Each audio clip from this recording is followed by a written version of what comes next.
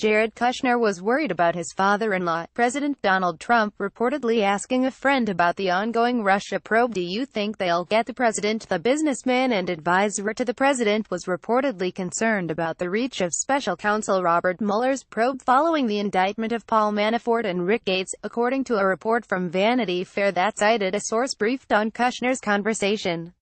He questioned whether the investigation would reach the president even as he himself faced increasing scrutiny.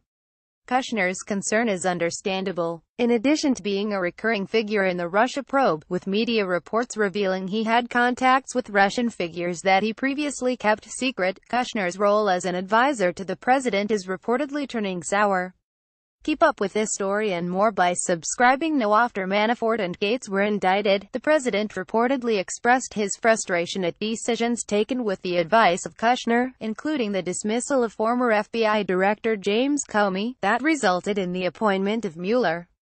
The concern from Ivanka Trump's husband about the extent of the investigation also appears at odds with the attitude of the president, who has reportedly indicated he believed Mueller's investigation over whether his campaign team colluded with Russia is almost over.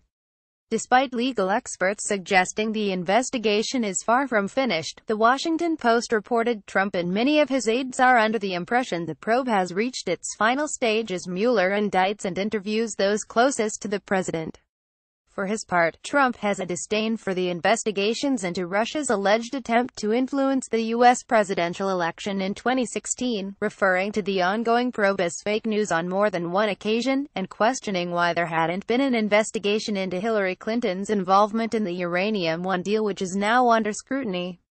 More recently, Trump infuriated members of the U.S. intelligence community when he said he accepted Russian President Vladimir Putin's assurances that Russia had not attempted to meddle in the U.S. election. "Every time he sees me he says, I didn't do that, and I really believe that when he tells me that, he means it.